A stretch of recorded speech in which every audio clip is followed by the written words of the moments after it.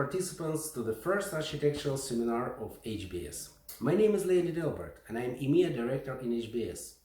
In my introduction speech, I would like to tell you the story of HBS, which became today a worldwide leader in SPF production and development. In the past, there were 4 big brands in the American market: Icynene, Demilec, Lapola, and Huntsman, which were obviously competitors in the past. The situation was significantly changed back in 2018 when the Huntsman merged with Demilec in order to enforce the competition strengths. The same year, Icynene merged Lapola in response. The globalization trend led to the final situation when all 4 brands merged together in 2019, became one of the biggest and the strongest producer of the SPF foam, polyurea, coatings and adhesives. We're all really proud of it. Let me also introduce our good partner in Mongolia, the Gerçuludava company, and the owners, Mr. Adgon Timur Tuc and Mr. Zorit Adgon Timur, the organizers of our event.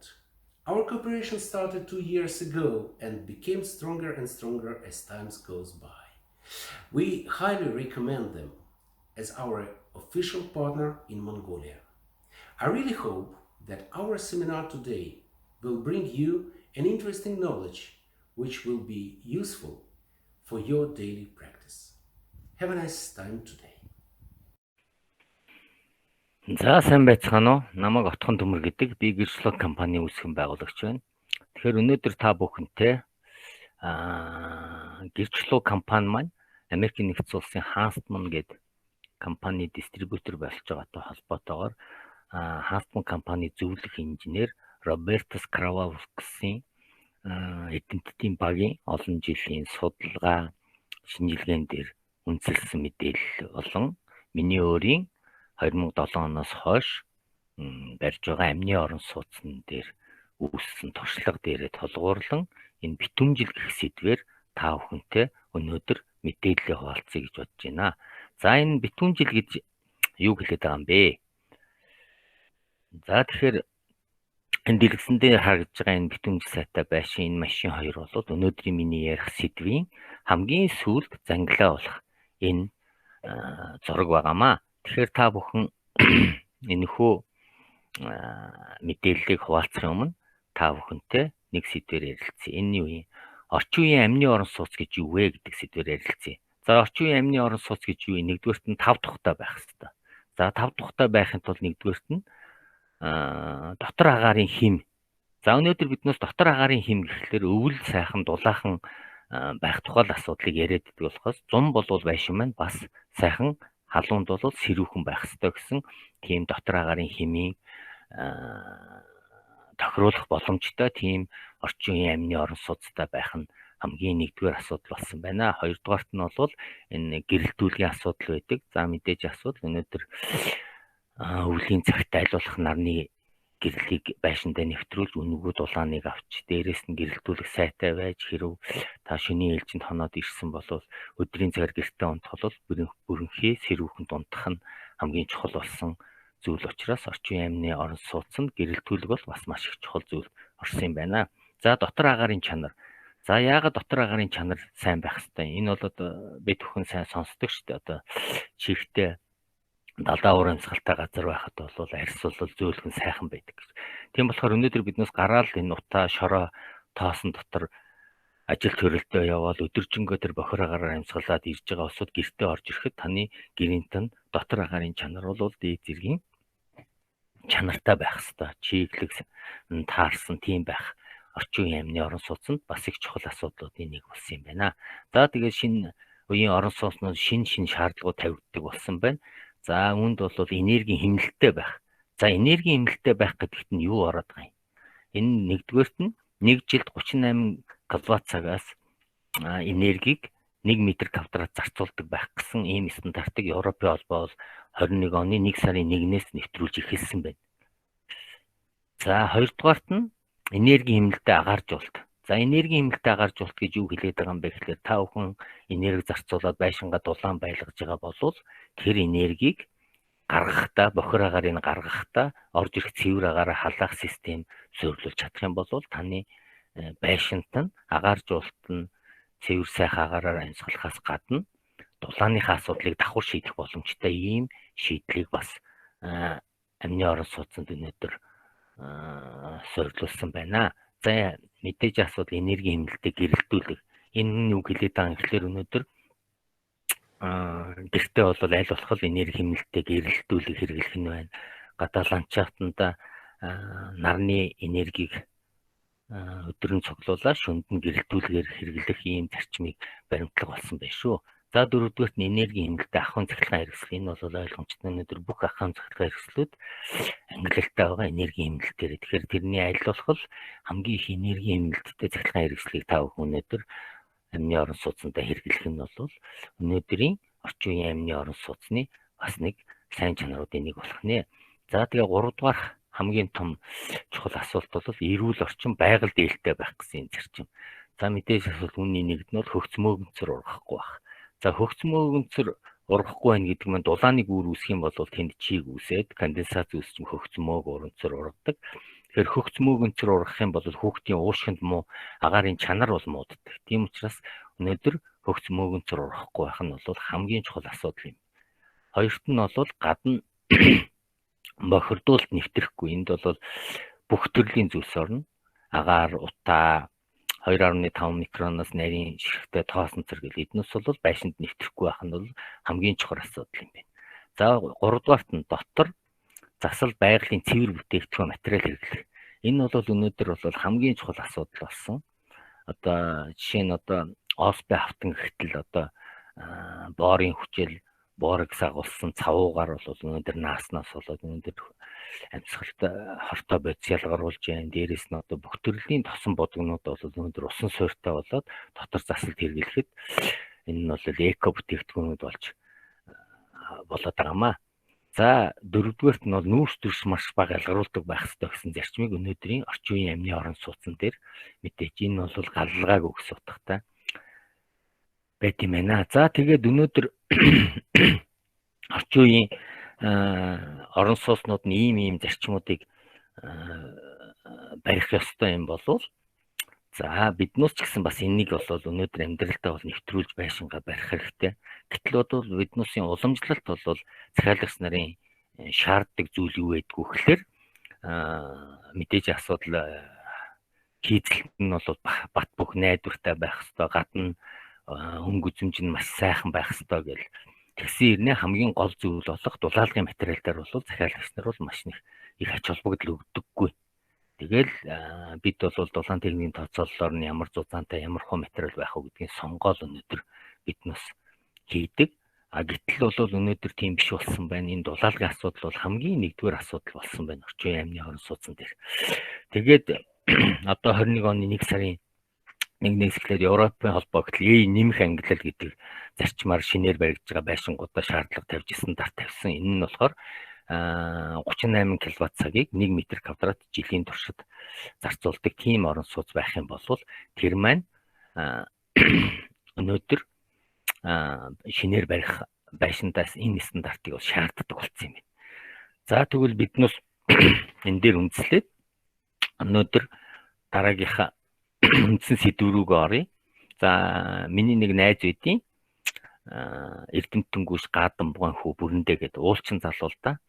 Тэгээд би Бүрэндээтэй нэг удаа ярьж байгаад асууж ирсэн. За таанс ингээд ууланд гарахад чинь тэр ууланд очиод хонохдоо яаж та бүхэн юу яат юм бэ? Хонд юм бэ? Юунд хондгийн гэдгсэн чинь биднээс зүгээр майхнаад илгээл тэгэл нэг майханд 3 хүн байх хэвээр майханд 5 орол унтдаг сайхан дулаахан хонд штэ. Тэгээд хэдэн градус орчим байх гэсэн чинь ер нь бол нэг 18-20 градус орчим ерөөсөө мишоконтой нүцгэн орж унтдаг гэж ярьж ирсэн. Тэгэнгүүт нь биггүй тэгээд тэр гадаадын тэр өндөр уулнууд Эверест рүү авирч яат гэсэн. Тэнд бол Монгол бол одоо хүйтэн газар учраас далайн түвшнээс дээш 3-аас 3500 метрээс дээшд бол манад бол цас мөстэй байдаг юм байна. Харин тэр дулаан орон тэр төвд энтгэг рүү болохоор 5000 метрээс дээш бол маш цас мөстэй байд юм байна. Тэгээд тэднээс тэр өндөр оргил руу гарч тэр лөө юу яхахын тулд авирахынхаа өмнөх одоо оргил руу дайралтгийнхаа өмнөх хоноход бол тэнд бол нэг гадаа нь бол хас 30-аас 40 градусын хүтэнтэй байдаг гэжсэн. Тэгээд тэнд хонохтой явах гэсэн ялгаагүй л майхантай хондог. Тэгэл бас л дулаахан нэмэх 18 градус л байдаг штэ. Тэгэл дулаахан хондог гэж хэлжсэн. Тэгээд энэ дээр үндэслээд нэг зүйл бол гайх ширийг төрүүлж байгаа юм да, гайх ширлийг. Тэрний юу юм гэхээр тэр 1 мм-ийн зузаантай шүхрийн материалаар хийсэн майханд өнөөдөр 18 градусыг одоо хангаад байж ийн гэдэг чинь тэнд бол дулаан эсэргүүцлийн тухай асуудал биднээс уламжлалт ойлголт бол тэнд бол ямар ч хамаагүй асуудал болж байгаа. Тэгсэн хэрнээ хүний 37 градус ялгаруулж байгаа тэр дулааныг бол тэр майхан дотор хадгалаад чийг нь гатгчлуулад байгаа. Өнөөдөр ихэд зах зээл дээр хасах 40 градусын майхан гэдэг тэр нэмгэн атганд багчаар жижигхэн майхныг өнөөдөр борлуулж байна. Энэ юу юм гэхээр энэ зүгээр л тухайн майхан бол чийг нь гадагшлуулж байна. Гэхдээ дулааныг нь битүүмжлээд барьж чадж байгаа учраас өнөөдөр тэр майхан дулаахан байгаа юм байна гэдэг ийм ойлголт бол төрж байгаа юм а. Тэгэхээр энэ дээрээс үндэслээ цөмөрөө байшин маань сэрүүхэн хүүтэн байх юм бол бид нэмж дулаалаад байх юм уу? Эсвэл дулаанаа битүүмжлэх юм уу гэдэг дээр цөмөрөө бас өнөөдөр бас бодолцох цаг болжээ.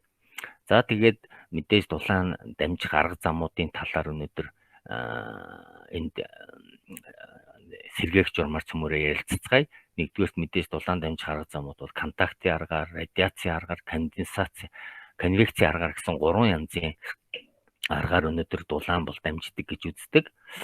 За мэдээж контактын арга зам энэ нь бол хатуу биетийн хүрэлцэгч орчмоор дулаан дамжиж байгаа үзэгдэл. Нэг тод жишээ бол одоо гал дээр төмөр тавьчихад бол үзүүр нь гал дээр байгаа ч гэсэн бөксрүүгөө бол маш халтсан байдаг. Тэгээ биднээс дулаан тусгаалдаг бэйли зүүж байгаа тэр төмрийг бол авч хэргэлдэг байгаа. Энэ нь юу ямар үзэгдэл юм бэ гэхээр дулаан хатуу биетээр дамжиж байгаа үзэгдэл. За тэгвэл биднээс байшингийн хэрвээ дулаан үүсгэсэн бол тэр маань агаараа халаагаад халсан агаар маань байшингийн хашиг хийцэнд очоод тэгээд дулаанаа гадагшаага дамжуулдаг. Тэгэхээр энэ маань дулаанаа гадагшаага дамжуулах юм бол дулаан алдагдaltaй байх нь байшин маань. Тэгэхээр биднээс хэрхэн энийг зогсоох ёстой юм. Мэдээж асуудал энд бол дулааны эсрэг үс сайтай материалаар гадна талаас нь дулаалаад өгөх юм бол энэ дулаан бол гадагшаага явахгүй байна. За хоёр дахь арга зам, радиацийн арга зам. За төөнөх дулаан дамжуулалт гэж бид яриад байгаа. Энэ нь юу юм гэхээр одоо хамгийн тод жишээ бол одоо нар байгаа. Тэнд бол цөмийн дулааны асар халуун уруул явагдаад тэр эндээс үүссэн дулааны долгион бол одоо энэ хоосоо харилцаагаар яваад дэлхий дээр ирдэг. Биднээс өвлийн цагт нэг бас 10 градус байхад бэлэнээсээ гараа гарахад гар маань дулаацдаг шүү дээ. Тэгэхээр энэ маань тэр нарнаас ирж байгаа дулаан бол дулааны долгион хэлбэрээр дэлхий дээр ирж байгаа юм. Тэгэхээр өнөөдөр тэр дулааны долгион маань тунгалаг битээр бол жоохон өнцгөө өөрчлөл нэвтэрдэг. Тийм учраас биднээс ингээл цонхоор маань сайхан дулаан бол байшин руу маань нэвтэрдэг байна. За тэгэхээр биднээсийн одоо нөгөө дулаан гаргаад байгаа төхөөрөмжийг биднээс нэрийг нь радиатор гэж нэрлэдэг бүгдээрээ сайн мэдж байгаа. Энэ радиатор гэдэг маань тэгэхээр юу гэсэн үг вэ гэхээр радиацийн дулаан гаргадаг гэсэн утгатай. Үгнийх нь үндс нь радиац гэсэн үг байна. За тэгэхээр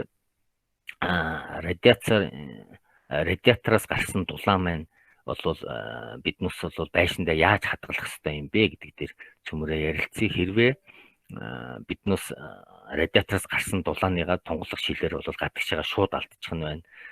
Хашиг хийц маань хэрэг нэвтрүүлж явах юм гадагшаага дулаанаа алдах нь байна. Энийг алдахгүй тул биднээс яаж зогсоох ёстой юм? Мэдээж асуудал биднээс практик дээр байдаг шүү дээ. Тулгын цаас радиаторын ард хананда хийчих юм бол дулаан нь 2 дахин нэмэгдэх гэж ярилцдаг. Энэ маань болохоор радиацийн дулааныг байшиндаа биднээс ойлгож үлдээдэг байна. Тэгэхээр энэхүү радиацийн дулааныг биднээс байшиндаа үлдээгээл мэдээж асуудал дулаан ойлгогч материал ашиглах нь. Одоо сүүлийн үед бол технологи хөндөр болсон. Шилэн дээр гадна талд наалт наачхтал нарны дулааны дотогч нь оруулж байгаа юм. Буцаагаад гадагш нь гаргадаг. Тийм наалтууд хүртэл өнөөдөр гарцсан байгааг практикээр хэрэгжилж ийдгийг бүгдээрээ сайн мэдхүлээ. За дараагийн 3 дахь арга зам бол конвекцийн арга зам. Энэ агаарын дулааны урсгал. Энэ яг тэгэхээр радиатор дээрээс халсан агаар маань дээшгээ дигдээд дээдлийн дээврийн хашиг хийцэнд очиод тулаад бол хашигдах ёстой. Гэтэл хэрв дээврээр маань дулаан алдчих юм бол тэр конвекцээр үүссэн дулаан маань дээшгээ алдагдана гэсэн. Хэрв тэр дулаан алдагдаад байх юм бол доороос хашиг хийцээс юм уу шалнаас ямар нэгэн нөхсөөр дамжуулан агаараас сороод Тэгээд тэрийгэ радиатораар халаагаад мөнхийн дээшээгээ дулаанаа алдаад ах нь байна. Тэгэхээр энэ конвекцийн үүссэн дулааныг биднээс яаж хэрхэн зогсоох ёстой юм бэ гэхээр мэдээж асуудал бол байшин маань битүүмжил маш сайтай байх хэрэгтэй. Битүүмжил сайтай байх юм бол тэр үүссэн дулаан маань дээшээ гарахгүй нь байна. Доороос хүүтэн агаар бол байшин руу орж ирэхгүй юм байна. За өнөөдөр бас таанаас нэмж нэг тайлбарлах гээд байгаа миний нэг зүйл бол дулааны массын алдагдал гэдэг зүйлийг та бүхэн тайлбарлах гэдэг. Энэ юу хэлээд байгаа юм бэ гэхээр өнөөдөр биднээс ус уцалгаад юм эндүүдээд хоол унд хийхээр байнгын тэнд усыг бол Цельсийн 100 градус хүртэл халаагаад тэгээд тэр халсан агаар маань 100-аас дээш болохоор уур хэлбэрээр бол агаарт дэгддэг байгаа. Тэгээд энэ уур хэлбэрээр дэгдсэн агаар маань нэлээд халуун биднүүсийн өнөөдөр карманасаа гаргасан энерги тэнд явж байгаа. Хэрвээ биднээс битүүмжил муутай байшин байгаад хэрв энэ уур дээшгээ гарах юм бол биднээс дулаанаа алдаж гин гэсэн үг өнөөдөр. Тэгэхээр дулаанаа алдах юм бол байшин маань бас л дулаалгаа алдаж гин гэсэн үг байна. За дээрэс нь энэ та бүхэн сайн санаж байгаа бол одоо хэрв биднээс ингээд жоохон хоол унд игээд мах чансны дараагаар хоноход өглөө нь бол агаар бол нэлээд сэрүүхэн жиндүү байдаг. Энэ юу юм гэхээр чихтэй агаар бол тэгж хаш чадах юм бол агаар маань тэгж жиндүү хүүтэн байдаг. Хэрвээ чихтэй агаарыг халаахад хуурай агаарыг халааснаас 4000 дахин их энерги зарцуулж бол өнөөдөр чихтэй агаарыг халаадаг байна. Тийм учраас аль болох биднээс тэр агаарыг алдахгүй байх нь бол өнөөдөр байшин маань дулаан байх бас нэг үндэслэл юм байна. Тэгэхээр энэ дээр бол судалгааны ажил хийсэн байт юм байна. Тэрний үгээр 1.2 метрийн өргөнтэй 2.4-ийн урттай гипсэн хавтангаар битүүмжил сайтай гипсэн хавтангаар нэг улирлын туршид чихтэй агаар хэр зэрэг одоо диффуз үзэгдэл гэж ярьдаг. Энэ нэвчих агаарын нэвчих үзэгдэл явагдахад хэр зэргийн чиг гадагшилтай юм бэ гэдгийг судлахад нэг улирлд 3.1 литр буюу 0.33 мл чиг гадагшилж исэн байна. Яг энтэй адилхан хийцэл дээр 2 мм-ийн диаметртэй өрмөдөд цоолж жагаад дотор харьцангуй чигслэн 40 градус, дотор агаар 21 градус байхад хэр зэргийн чихтэй агаар гадагшилж байгааг судлахад өнөөдөр нэг улирлын туршид 8 литр чиг гадагшилсан байх нэ. Тэгээд дотор харьцангуй чигслээ шалтгаалаад өнөөдөр энэ судалгаагаар харах юм бол 5-аас 15 литр хүртэл чихтэй агаар гадагшилсан тийм судалгаа байдаг юм байна. За тэгэхээр мэдээж асуудал хэрвээ биднээс чихтэй агаар гадагшин алдаалах юм бол байшин маань дулаан алдагдaltaй болох юм байна. За үүнийг хэрхэн зогсоох вэ гэдэг дээр цөмөрөө ярилцъя. Мэдээж асуудал битүүмжлэлээр сайн хийх хэрэгтэй. Битүүмжлэл сайн байх юм бол энэ чихтэй агаар гадагшаа гарахгүй.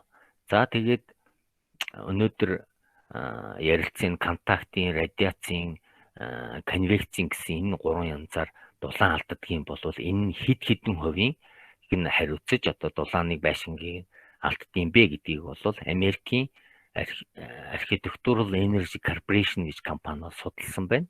Энэ компани судалгаагаар ямар дүгнэлтүүд гарсан бэ гэхээр өнөөдөр бол дулаалга маань маш сайн дулааны эсэргүүцэл сайтай тийм материалаар 2.5 см-ийн зузаантайгаар дулаалаад тэгээд тэр байшингийнхаа дулаан алдагдлыг хэмжихэд түүний 80%-ийг нь дулаан алдагдaltaгүй болгож чадчихсан байна. Дараа нь тухайн материалаараа 5 см-ийн зузаантайгаар дулаалаад битүүмжил үүсгэж яагаад дулааны эсэргүүцлийг нүртэл нэмэгдэж гин гэсэн хоёр дахин тэрхэд дулаан алдагдлыг 90% хүртэл барьж чадчихсан байна.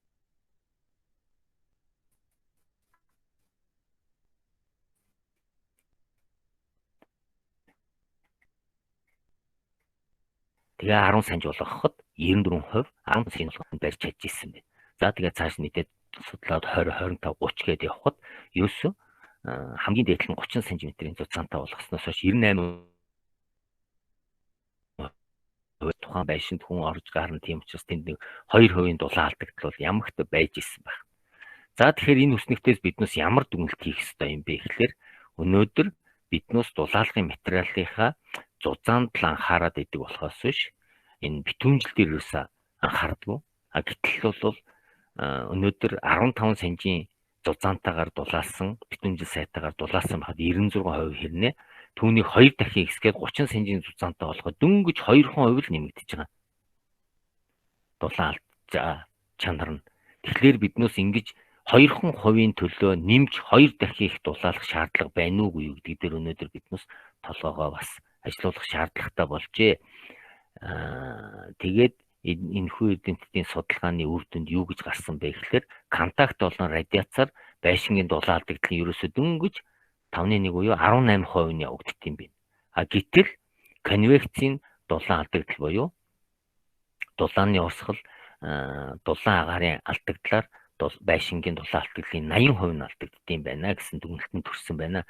Тэгэхээр биднээс өнөөдөр байшингаа дулаалахдаа юун дээр анхаарах хэрэгтэй юм бэ гэдэг дээр өнөөдөр одоо жоохон ярилцъя.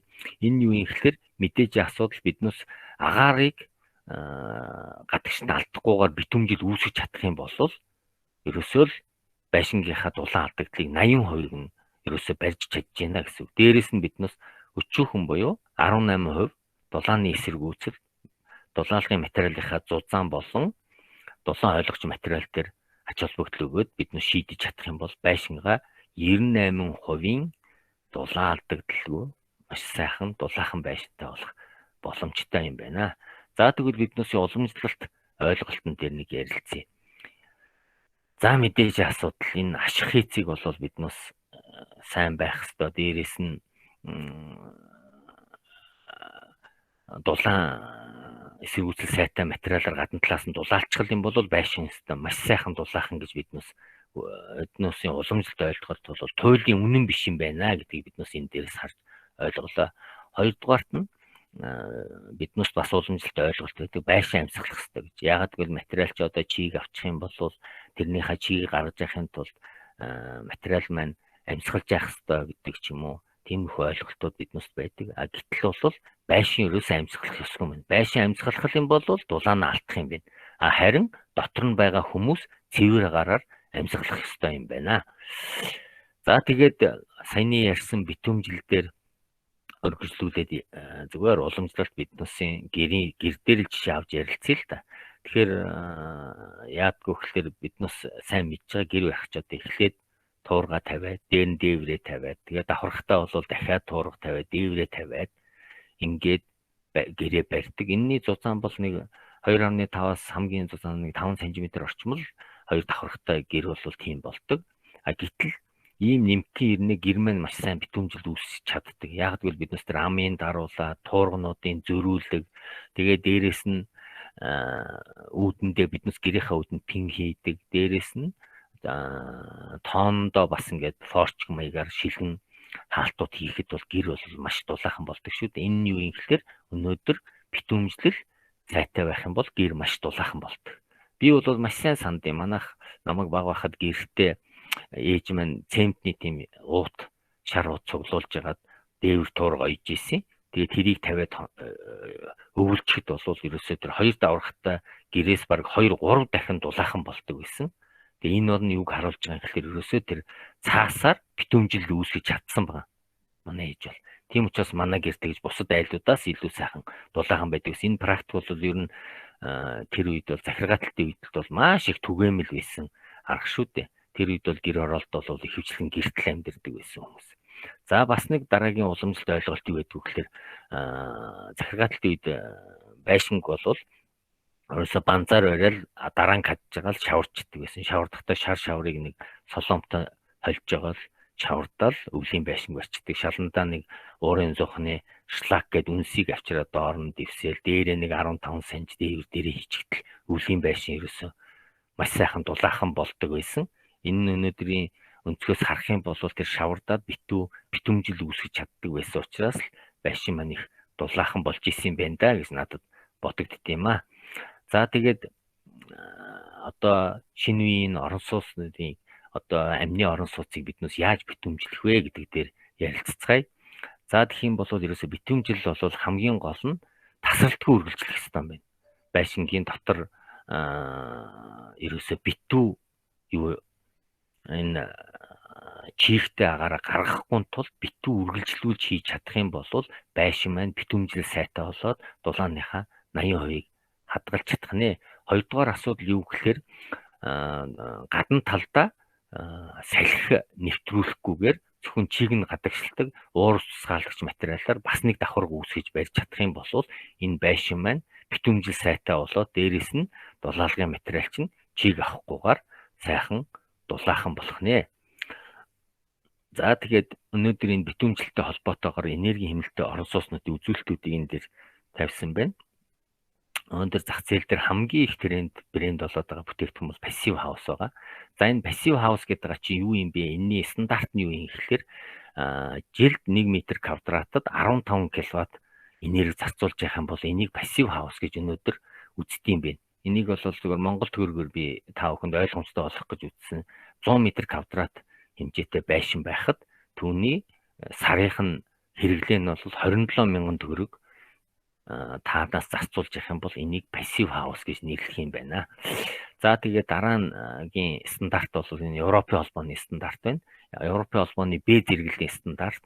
Энэ стандартаар бол метр квадратад жилийн хугацаанд 127 кWh зарцуулж явах юм бол энд Б зэрэгэлт нь орно гэж үздэг юм. Энэ нь бол нэг 100 м квадрат байшинд жилдээ 228 мянган төгрөг зарж байгаа тийм байшин байх нь. А зэрэглэх юм бол жилдээ 50 кWh энерги зарцуулж явах юм бол энэ зэрэглэл багтах юм байна. Энэ нэг сарда 90 мянган төгрөг 100 м квадрат хэмжээтэй байшин. За одоо энэ 1 сарын 1-ээс мөрдөж эхэлж байгаа шинэ байшингууд бүгд мөрдөх ёстой стандарт нь болохоор нэмэх зэрэглэл. Энэ нь болохоор жилд 38 кWh-ийг зарцуулах ёстой. Энэ дээр та бүхэнд анзаарах юм бол энд нэг зүйл нэмэгдсэн байгаа. Энд биднүүсийн яриад байгаа энэ битүүмжил гэдэг асуудлыг оруулсан энэ агаар сэлгэлт гэдэг ийм стандарт энд шинээр орж ирсэн байгааг та бүхэн харж байгаа. Агаар сэлгэлт нь одоо бүх байшингийн агаар 1.5 цагт бүрэн сэлгэж явах ёстой гэсэн стандарт. Энэ зэрэгэлтээр нь болохоор бүх агаар нь 1 цагийн дотор солигдох ёстой гэсэн. Нэмэх зэрэгэлт нь болохоор 30 минутанд бүх агаар нь сэлгэгдэж байх юм бол энийг бол энэ зэрэглэлүүдэд багтаах ийм орон сууц гэж үзэж ийм стандарт тавьдаг болсон байх нэ. За тэгээд одоо хамгийн их манайхтай цаг агаар нь ойролцоо Канадын хойд мужууд байдаг. Тэгэхээр Канадын R2000 гэдэг өнөөдөр мөрдөж байгаа стандартыг та бүхэн танилцуулъя. Энэ стандартаар болохоор жилд 1 квадрат метр 55 кWh зарцуулж явах юм бол энэ бол Канадын өнөөдрийн барьж байгаа стандарт бол ийм байх юм байна. Энэ манайхаар бол 100 м квадратад 99 мянган төгрөг буюу нэг 100 орчим мянган төгрөг зарж явах юм бол энэ бол Канадын стандартыг хангасан байшин байх нэ. За тэгэхээр яг энэ Канадын R2000 стандартаар дулаалгын материалыг нь ямар зузаантай байх ёстой юм бэ гэсэн стандарт бол гаргацсан байт юм байна. Энэгээр нь шаландаа 15, ханандаа 15, дээвэр хүртэл 15 см-ийн энэ дулаан эсэргүүл сайтай материалаар хийж чадаад битүүмжлэлийг нь үүсгэж чадах юм бол энэ бол энэ R2000 стандартыг хангасан байшин болно гэж эднээс үздэг юм байна. За тэгээд пассив хаусны технологиг ингээд энэ битүүмжилтэй холбоотойгоор би сонирхож үзсэн. Тэгэхэд бол энэ пассив хаус бол ерөөсө бүх уулзвар цэгүүд нь бүгдээрээ ерөөсө ийм нарийн бүр ийм наалтууд энд бол ингээд эрзэнийн жиргүүд ерөөсө битүүмжлэлийг бол маш дээд зэргийн хийхийг л энэ дээр шаарддаг юм байна. Энэ пассив технологи бол ер нь бол анх гарахтаа бол Америкийн эдийн засгийн маш том хямралын үеэр гарсан технологи юм байлээ. Тэр үед яасан гэхээр ерөөсөө нефт бүтээгдэхүүнд ороод энэ дулааны асуудал бол асар их үнэтэй болоод ирсэн үед бол Америкчууд бол энэ технологи гаргасан. Тэгээд энийг бол маш сайн хөгжүүлсэн улс нь бол германчууд юм байна. Германчууд бол пассив технологийн институт байгуулсан. Тэр институтээс бол өнөөдөр дэлхий дээр пассив технологийн байшин хэрвээ та барихаа хүсэж байгаа бол тэднийхээс тэр технологиг аваад тэр байшингийн бариад тэдний экспертүүд ирж үзээд тэдний стандартыг хангасан байх юм бол энэ бол пассив хаусаа энэ компани бол пассив хаус барих манай шаардлагыг хангасан компани гэдэг сертификат олгодог юм байна. Тэгтэл өнөөдөр ингээд судлаад үзэхээр Германд гэхэд ерөөсөө пассив хаус барьдаг ерөөсөө 5-6хан компани байд юм байна. Яагаад тэгэхээр ерөөсөө энэ стандартыг нь хангаж энэ ширхэг хадаасыг хүртэл ингэж тусгаарлаж хийж барьдаг учраас энэ өндөр технологиг нь хангаж барьдаг газрууд бол маш ховор байд юм байна. Тэгэхээр энэ битүүмжил гэдэг зүйл бол ерөөсөө хамгийн чухал юм байна гэдгийг энэ дээрээс харж болно. За тэгээд цөмөрөө энэ битүүмжилгийн талаар цааш нь уламжлалтын дулаалгын материалууд дээр ярилццгаая. За энэ зурган дээр бол өнөөдөр чулуун хөнгөөр дулаарсан манай технологиг харж байна. Манай технологиор яадаг вэ гэхээр чулуун хөнгө ингээд тусгай агаарын зазууртайгаар барьдаг. Энэ ямар ч юм ихэр зуны цагт бол их чийгтэй үед бол чулуун хүм маань чийг авах юм бол ингээд агаарын зазууртай байгаад халуун агаар хавар нь болохоор үлээгээд энэ чийг нь гадагшлуулах ёстой гэсэн ийм технологи барьдаг учраас өнөөдөр ингээд зазууртайгаар барьдаг. Гэтэл үнний ирэг дээрээ бол эсэргээрээ байх хэрэгтэй байгаа юм байна. Дотор байшингаас ерөөсөө битүүмжлийн маш сайн хийгээд энэ чулуун хүн лөө чийг өгдөггүй байхыг бол маш сайн хичээх ёстой юм байна. Дээрээс нь энэ чулуун өнгийнхаа гадна талд нь зөвхөн чийг нь гадагшлуулдаг уур ус гарлагчийг л энэ гадна талд нь хийж тэр гаднаас ирж байгаа салхийг бол зогсоох тийм л стандартыг хангаж энэ системийг барьж хийж чадах юм бол чулуун хүн маань харин чийг авахгүй байх тусмаа сайхан удаан биднээс үйлчлэх нэ дулаанаа барьдаг. Одоо ингээд чийг авсан байшин дээр та бүхэн харж байгаах ингээд бүр харлаад хөгц зургаад ингээд дотор талаасаа чийг цохиод энэ дээр конденсац үүснээс болж ийм нөхцөл үүсдэг юм биш үү.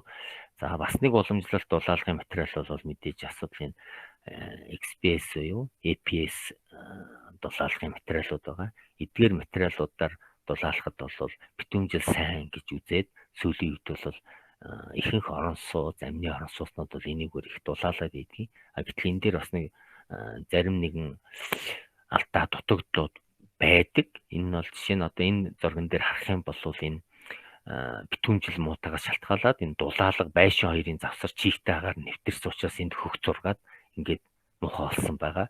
Одоо энэ хоёр дахь зурган дээр бол бүр ингээд манайхан ямар ч битүүмжил байхгүй өрөлхөн блок нь ингээд завсартай. Тэгээд энэ байшин бол асар их дулаан алдчихжээ. Тэгээд энэ дулаан алдагдлыг биднээс очиж шийдвэрлэж ийсэн юм аа. За тэгэхээр энэ уламжлалт ер нь барилгын материалаар байшинг дулаалахад бол 4 янзын хүндрэл гардаг гэж би үздэг. Үүнд бол нэгдүгээрт нь бол барилгаас дулаан агаар алдагдж байгаа тохиолдолд битүүмжил байхгүй бол тэгэл тэр дулаан агаар бол байшингаас бол байн гарч идэг. Энэ гарснараа яах юм? Хамгийн түрүүнд ерөөсөө гарсан агаар нь дулаалгын материал руугаа нэвчдэг.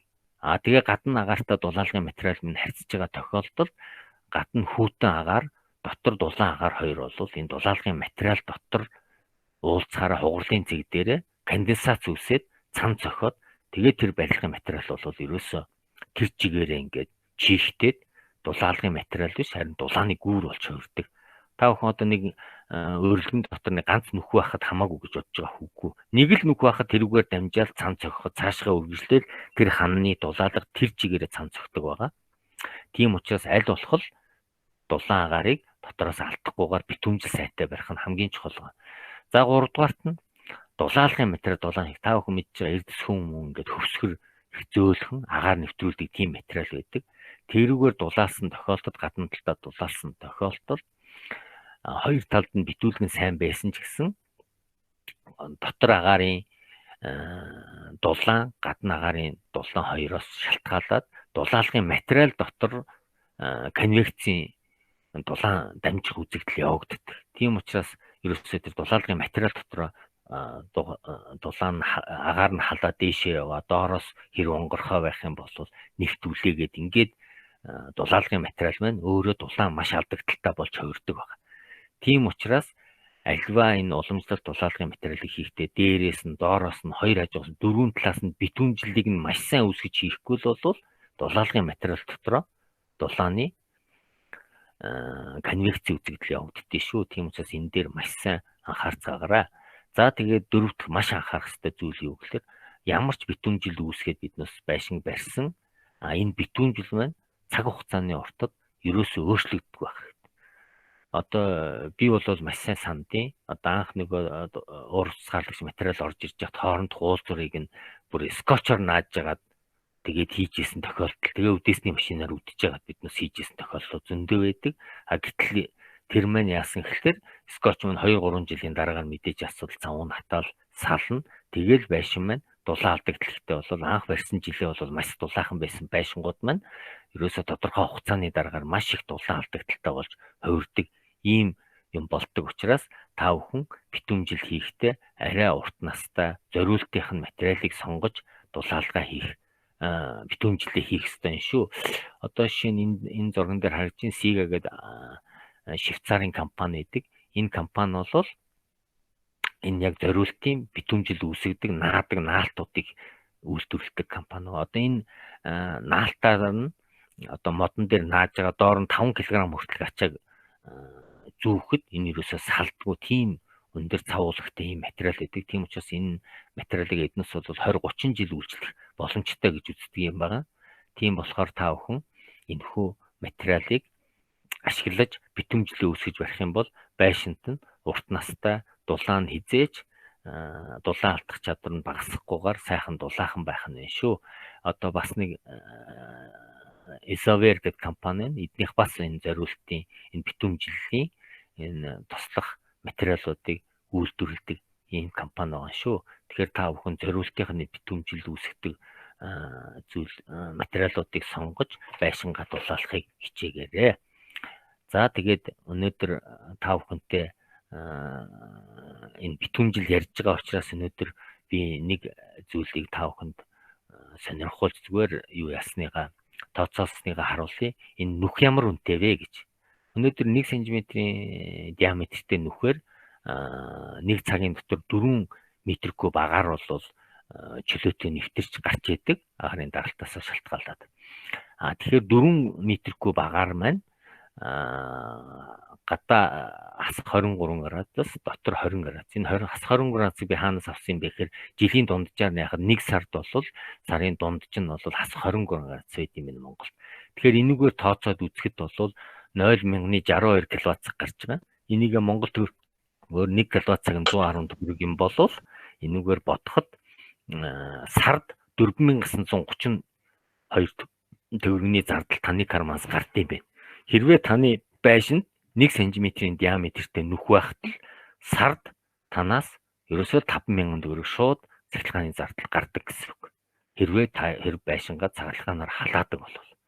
Тэгэхээр та бүхэн 1 см нөхөр л 5000 төгрөг таны карманаас гарч байгаа юм бол та сайн бодох хэрэгтэй. Хичнээн нөх байвал таны байшин нүхний чинь хэмжээнээс шалтгаалаад танаас өчнөө мөнгө гарах нь байна шүү гэдгийг та онц анхаарах хэрэгтэй юм байна шүү. За тэгээд мэдээж асуудал дулаалгаар агаарын бүтэмжил үүсэх боломжтой юу гэж байгаа. Мэдээж асуудал боломжтой. Би зүгээр нэг жишээг хэлье. 14 онд Latvia't одоо энэ чулуун хүн үйлдвэрлэдэг компани та хамтраад энэ Passive House-ыг германчууд ирээд барихаар тэдний компанитай тохиролцоо тэгээд энэ дулаан техникийн тооцооллороо одоо ханд нь 50 см, шаланд нь 50, дээвэрт нь 60 см чулаан хөнгөөр дулаалаад энэ пассив байшин бариад энэнийг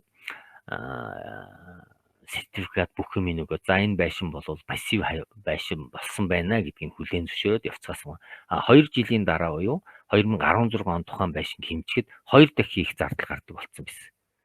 Тэгээд яагаад эн чинь одоо юу болоод ингэж юу гэдгийг германчууд өөрсдөө ирээд үзсэн. Энд бол зүгээр л нөгөө битүүмжил нь алдагдсан байсан юм байна. Тийм учраас та бүхэн байшиндаа ямар ч дулаалга сонгож болно. Тэр ерөөсө дулаалгын материалаас шалтгааллахгүйгээр та ганцхан битүүмжлэл дээд зэргийн үүсгэж чадах юм бол таны байшин чинь он удаан жилдээ сайхан дулаахан байх юм биш үү. За тэгээд өнөөдөр та бүхэнд ерөөсө ярих гэдэг миний гол санаа бол юу юм гэхээр энэ битүүмжлэл бол хамгийн чухал юм байна. Энэ дээр бол маргаангүй болчихлоо. Бүгдээр энэ дээр бол санал нэгдсэн гэдэгт бол итгэлтэй.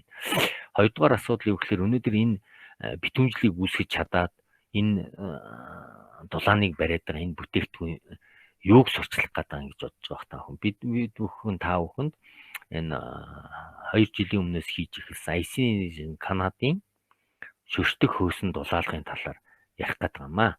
Энэхүү ICN гэдэг бүтээгдэхүүн маань ямар ижидтэй бүтээгдэхүүн те.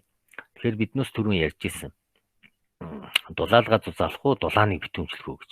Тэгэхээр өнөөдөр биднээс 18% дээрээ анхаарч ажиллах юм уу, 80% дээр анхаарч ажиллах юм. Тэгэхээр мэдээж асуудал битүүмжлэлээр биднээс сайжруулах хэрэгтэй. Тэгэхээр биднээс өнөөдөр битүүмжлэлийг нэгдүгээр тавиад дулааныхаа 80%-ийг биднээс барих нь ойлгомжтой боллоо. Дээр нь биднээс 18%-ийг бол хаяхгүй. Энэ бол 18% бол чухал. Мэдээж асуудал тэр дулаан техникийн тооцоололоор дулааныг мэдээж дулаалгын материалынхаа зузааныг тооцсон, дээрээс нь радиацийн дулааныг ойлгож дотор нь хадгалах туцаа технологи ашиглах нь бол тодорхой. Энэ бол тодорхой. Гэхдээ хамгийн гол нь биднээс 18% дээр биш 80% дээр анхаарлаа төвлөрүүлээд 18% дагаалж яах юм бол өнөөдөр биднээс дээд зэргийн битүүмжил үүссэн байшинг барих боломжтой. Гэтэл IC-ийн гэдэг энэ бүтээгдэхүүн маань юугаараа давуу юм бэ гэхээр энэ бол маш сайн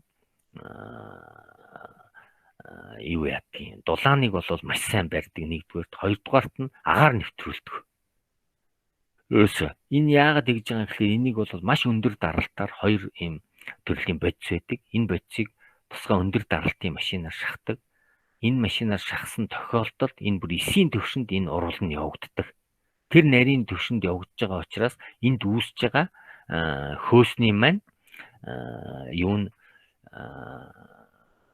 хөөс маань маш нарийн ширхтээ тийм хөөс үүсдэг байгаа.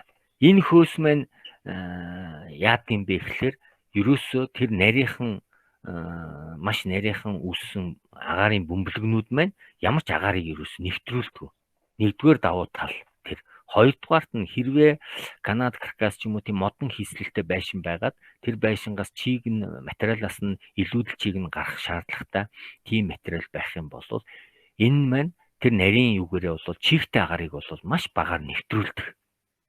Тийм учраас модон хийцэл бол өөрөө чанаргүй болохгүйгээр чийг нь гадагшлуулцдаг тийм ижидтэй бүтээгдэхүүн байна.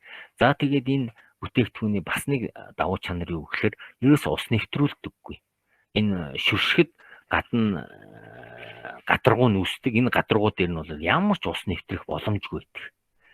За материалын хэлбэр хэмжээний өөрчлөлт гэдэг зүйлийг бол энд би бас хэлэх хэрэгтэй байх. Энэ бол ямар ч цаг агаарын өөрчлөлтөнд хасах 30-аас нэмэх 70 градусын агаарын өөрчлөлтөнд энэ IC-ийн гэдэг бүтээгдэхүүн маань ерөөсөө 0.2% л агшилт өгдөг ийм бүтээгдэхүүн. Тийм учраас энэгээр шүршсэн байхад бол гадаргуугаас температурын өөрчлөлтөөр сална гэсэн ойлголт байхгүй.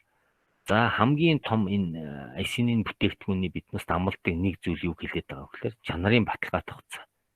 Энэ бол хамгийн чухал. Яагаад гэвэл энэ урт хугацаанд энэ материал маань биднээс урт удаан хугацаанд чанартай үйлчилж дулааны минь барих л ер нь чухал шүү дээ. Гэтэл эднээс чанарын баталгааг 25 жилийн хугацаатай өгдөг. Тийм учраас энэ хүү бүтээгдэхүүн байна. Энэ зах зээл дээр хамгийн өнөөдөр хэрэгтэй бүтээгдэхүүн байна шүү. За тэгээд энэ Huntsman компанийн талаар мэдээлэл хүргэхэд бол анх энэ 77 онд Lapollo компани байгуулагдсан байдаг Америкт.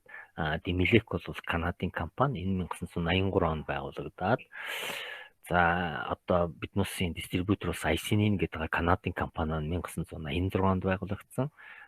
Тэгээд энэ шинээр бүтээгдэхүүн гаргаад ингэж энэ дөрвөн компани өсөлдөжсэн дөрвөн компани маань 18 онд бол IC-ийн Lapollo хоёр бол нэгдсэн. Demilec юу хоёр бол бас нэмэгдсэн байд. Huntsman хоёр нийлсэн байдаг. За тэгээд эдгээр компаниуд 19 онд бүгдээрээ хоорондоо нэгдээд энэ зах зээл дээр шүршдэг хөөсөн бүтээгдэхүүний түүхий үйлдвэрлэдэг дэлхийн номер 1 брэнд болж хамгийн том компани болж хувирсан байгаа юм шүү. Тэгээд бид энэ компани дистрибьютор болсон. Энэ компани маань ингээд энэ дөрвөн компаниасаа энэ зах зээл дээр хамгийн эрэлт хэрэгцээтэй хамгийн чанартай бүтээгдэхүүнүүдийг өнөөдөр Huntsman гэдэг нэрийн дор бүгдээрингийн зах зээл дээр борлуулж байгаа. За тэгээд Digital компанийн талаар жоохон тайлбар хийчихье. Мэдээж асуудал хамгийн сайн битүүнжил үүсгэхэд юу шаардлагатай юм гэдэг дээр яриа л та. Тэгэхээр өнөөдөр ихлээр таны байшин дулаан алдагдал ихтэй байх юм бол мэдээж асуудал тэрнийхээ дулаан алдж байгааг шинжлүүл судлуулах хэрэгтэй. Өнөөдөр дулааны шинжилгээ хийж ийн гэдэг нэг дулааны мэдрэгч камер орчиод өнөөдөр үзээд яваа танаа байшин тэрүүгээрээ дулаан алдчихын тийг тодорхойлж байгаа. Энэ бол дулаан алдагдлын шинжилгээ биш юм аа. Дулаан алдагдлын шинжилгээ гэдэг маань бүтэн 24 цаг 48 цаг тэр айлын ирж байгаа шум, буцаж байгаа шум, хаших хийц, цонх, дээвэр, шалаараа хэр хэмжээгээр дулаан алдж байгааг нь маш нарийн судалж гаргаж ээж тэгжиж тухайн байшин хэдэн хувийн дулаан алдагдaltaй байна уу, тэр нь хаагуураа байна уу гэдгийг тодорхойлдог юм аа. Тэгээ манай компани бол 2007 онд байгуулагдсан цагаас амны орон сууц барьж эхэлсэн байдаг. Тэгээд эндээс өвөл болохоор янз бүрийн асуудлууд үүсдэг. Тэгээд энэ дээр ганц дүгнэлтэнд төрсэн биднес ерөөсөө энэ барьсан байшиныхаа дулаан алдагдгийн шийдвэрийг маш нарийн хийж явах хэрэгтэй юм байна гэдэг. Тэгээд 2011 оноос эхлээд биднес дулаан алдагдгийн шийдвэрийг хийж эхэлсэн байдیں۔ Тэгээд дулаан алдагдлын шинжилгээ хийгээд эхэлсэн чинь хамгийн сайн дулаалгын материал бол мэдээж асуул шүршдэг хөөсөн дулаалга байсан. Тийм учраас 13 оноос эхлээд өөрсдөө машин аваад биднес шүршдэг хөөсөн дулаалгыг хийж эхэлсэн. Тэгээд анх бол мэдээж хятад ард улсын түүхий дээр хийж эхэлж ирсэн бол сүүлдээ 17 оноос Орос улбаны улсын Екатеринбургийн түүхий дээр шүшиж эхэлсэн. Тэгээд бүр судалж явж байгаад 19 оноос ICN-ийн учирсан байт юм аа. За тэгээд мэдээж асуудал та дулаан алдагдлын шинжилгээгээ хийлгэсний дараагаар зөв материал ашиглан дулаан алдагдлаа багасгах нь хамгийн чухал байгаа шүү. Энэ дээр бол мэргэжлийн хүмүүсээс сайн зөвлөгөө авч та бүхэн зөв материал сонгож дулаан алдагдлаа багасгах хэрэгтэй шүү. За тэгээд дээрэс нь биднес бол гэрчлэг компани нь юуг амлдаг вэ гэхээр туршлагатай мэргэжлийн гүйцэтгэлийг та бүхэн амлаж чадах үлээ. За тэгээд дээрэс нь та бүхэн хэрвээ амны орон сууц чинь дулаан алдагдaltaй хэрвээ шинээр байшин барих гэж байгаа бол та бүхэн манай гэрчлэг construction.com вебсайтаар зочилж ороод тэнд бол бидний манай инженер техникийн ажилтнууд миний бичсэн янз бүрийн амны орон сууцны талаарх төрөл бүрийн зөвлөгөөнүүд байгаа. Тэгэхээр та бүхэн тэр зөвлөгөөнүүдтэй орж танилцаад эндээс өөртөө хэрэгтэй мэдээлэл авцгаагаарай. За харин мэргэжлийн архитекторууд, зургийн инженерүүдэд бол та бүхэн бол манай вебсайтаар ороод тэн дээр бол мэргэжлийн хүмүүс зориулсан дулаан техникийн тооцоолол тэгээд ямар хийцдэлд яаж шийдэж ийн ICN-аар дулаан алдагдaltaгүй байшин барих талаарх мэдээллүүд бол байгаа шүү. Цувралаар янз бүрээр оруулж байгаа. Тэгэхээр та бүхэн тэндээс ороод бэлгнээр нь бас харчих боломжтой байгаамаа. За тэгээ шинэ үеийн энергийн эмнэлтэд агаар үйл нэвтрүүлэх шинэ үеийн дулаалга гэдэг миний яриад байгаа ICN гэдэг бүтээгдэхүүнээр өнөөдрийн энэ Монголын зах зээл дээр дулаан алдагдaltaгүй байшин барих боломжтой гэвэл боломжтой. Боломжтой одоо зузаан нь 15 см энэ ICN гэдэг бүтээгдэхүүнээр хийхдээ энэ байшин бол 100% буюу 98% дулаан алдагдaltaгүй байшин барих боломжтой. За тэгээд одоо энэ миний яриад байгаа шинэ үеийн дулаалга гэдэг ICN гэдэг бүтээгдэхүүнийг хэрэглэснээр таны байшинд ямар ач холбогдолтой юм. За мэдээж урт хугацаанд бол таны байшинд бол энэ дулаалгын асуудлаас болж янз бүрийн асуудал үүсэхгүй. Яг л хിവэрэ байх болно. Мэдээж дулаалгын ажил чинь 30 дахин хурдан хийгдэнэ. Тэ? Мэдээж таны хүсэж байгаа тэр 5 тухтай амьдралын дулааныг мэдээж асуудал энэ бүтээгдэхүүн хангаж өгч чадна. Тэгээд барилгын материал танд бол маш бага орно гэсэн. Яагаад гэвэл энэ бүтээгдэхүүнээр дулааснаар та дээрээс нь дулаалгын материалаас гадна битүүмжлэлийг 2 давхар битүүмжлэлийг чинь гадна тал дотор талдах битүүмжлэлийг энэ бүтээгдэхүүн хоёулангийн хийчих учраас таны материал маш их хэмнэлттэй зүйл болно шүү. За мэдээж халаалтын систем бол 30% мэдээж багасна. Тэгээд ер нь энэгээр 100% дулаалж чадах юм бол таны метр квадрат дахь таны зардал сарда 500-аас 1500 төгрөг хүртэл буурах боломжтой шүү. За дээрээс нь мэдээж асуудал 25 жилийн баталгаа хугацаатай ийм бүтээгдэхүүн байгаа. За тэгээд та бүхэн нэг жишээ бас энэ дээр дуртахгүй өнгөрөхгүй бол болохгүй. Энэ манай компанид бол 18 онд энэ Баянзүрх дүүргийн бэлгэд байдаг нэг шинээр ашиглалтанд орсон амны оронд суусан харилцагч маань бидэнтэй хандаж харьцсан байдгийн. Тэгээд манай байшин цоо шинэ ашиглалтанд орсон байшин айгүй хүүтэн байна. 20 градусаас дээш гарахгүй байна гэд. Тэгээ бид очиж хэмжилтийг нь хийсэн тэнд очиж. Тэгээ хэмжилт хийхэд бол тэр айлт бол ерөөсө дулаан алдагдал бол маш их байсан. Тэгээд тэр дулаан алдагдлын шинжилгээг нь хийгээд тэр дулаан алдагдлын шинжилгээний дүгнэлтээр юу гэж гарсан бэ гэхээр ерөөсө дээврийн уучлалтаар 30% нь, хан дээврийн уулзуураар 27% нь, хан шалны уулзуураар 14% нь байна гэж энэ дүгнэлт гарсан байдгийн. Тэгээд би тэр захиалагчдаа санал болгосон. За одоо танах бол одоо ингээд цоо шин барьсан байсан. Дээрээс нь ингээд ийм өчнөө юм дулаан алдагдaltaй байгаа юм чинь танахыг бол яг нь 80% хүртэл 70% хүртэл бол дулаан алдагдал чинь багасах боломжтой юм байна. Энэ нь бол энэ дээвэр ханы уулзуур шал ханы уулзууруудыг чинь дулаалчих юм бол танах 70%-аар дулаан алдагдал чинь багасах боломжтой юм байна гэдэг ийм саналыг тавьсан. Тэгээд тэр эзэн нь тгий танаа энэ юу бол хэрвээ үнэхээр 70% багасгах юм бол хийлгий гэсэн. Тэгээд биднээс бол энийг нь бол хавар нь хийсэн бидгийг. Тэгээд нөгөө айлыг өвлдсөн байх гэж одоо хавар нь бол мессеж итсэн. Танах тарган тахтай өвлжүү, энэ жил сайхан дулаахан байсан уу гэдгсэн чинь ирж уулзсан уу, цахилгааны мөнгө 750,000 төгрөг гарч байгаа гэсэн. Анх уулзахад бол манайхны 700 саяын хоорон цахилгааны мөнгө гараад өстэй хэцүү ингэ ярьж ирсэн. Тэгээд тэгэнгүүт надад бол айц үссэн л дээ. За энэ ч одоо мөнгө нь юусоо багасааг байдаг, энэ айл чи юу болж ийнэ гэх. Тэгээд инженерээ дагуулаад давхиад очсон. Гэтэл өөдөөс өстө сайхан үйлчлээ гэж яриад ухацсан. Бид нас гайхаад хараад исэн чинь яасан гэнгүй танах тогны мөнгө 750,000-ыг төлж байгаа гэжтэй. Гүү 75,000 төгрөг гардаг болсон шүү дээ манайх гэж хэлсэн. Нөгөө та над руу ингээд 750,000-ыг бичсэн байна. Тэгээд би сандраад ирлээ гэсэн. Нэг орон алдаад бичиж би. Манайх бол 75,000 төгрөг цахилгааны мөнгө гардаг болсон. Тэгээ манай энэ хажуутлын айл бас дулаалуулах гэсэн ингээд тэгээд чамайг ирж уулз гэж хэлсэн. Тэгээд би тэр айлын тооцоолыг энэ дээр гаргасан байгаа.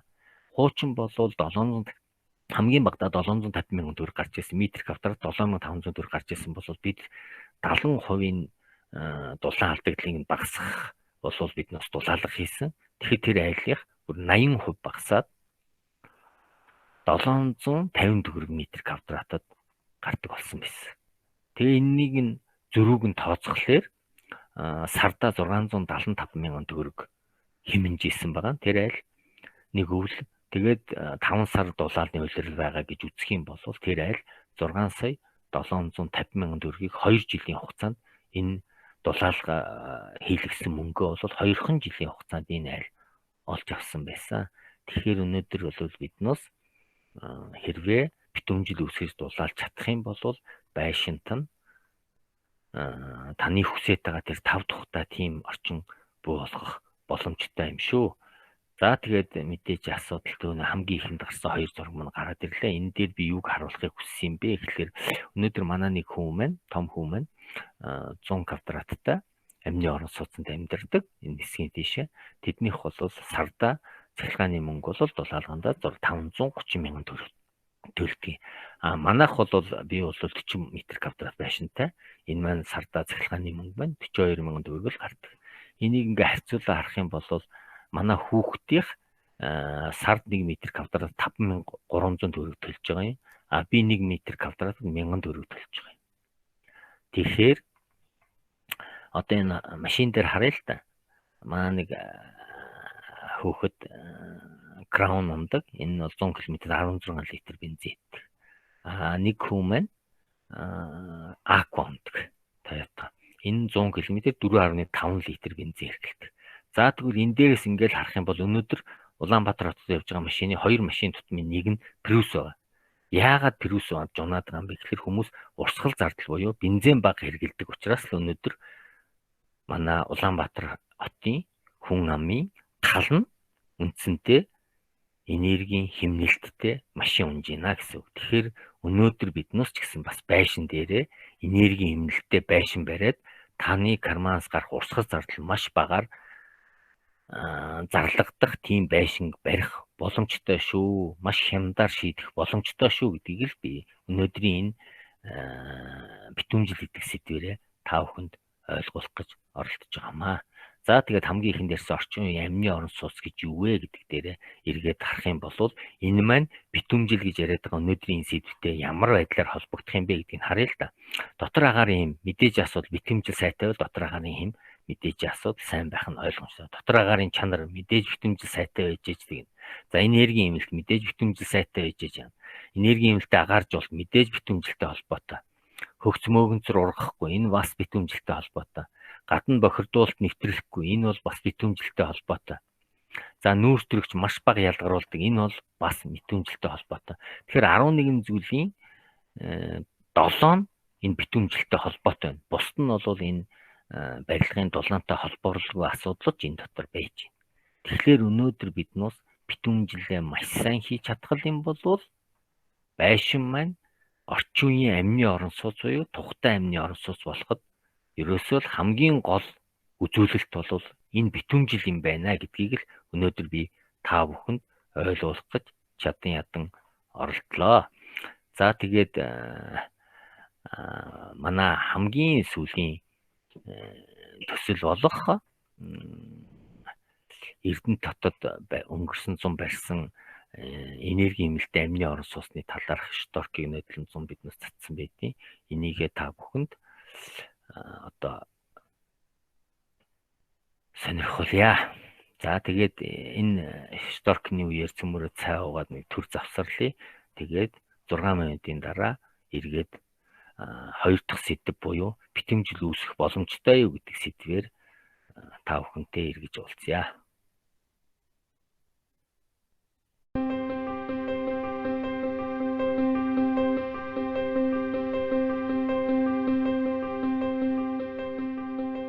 Гэрчлүү компани Эрдэнэ хотод 2 сарын хугацаанд барьж ашиглалтанд оруулж байгаа амны орон сууцыг танилцуулъя гэж бодож байна.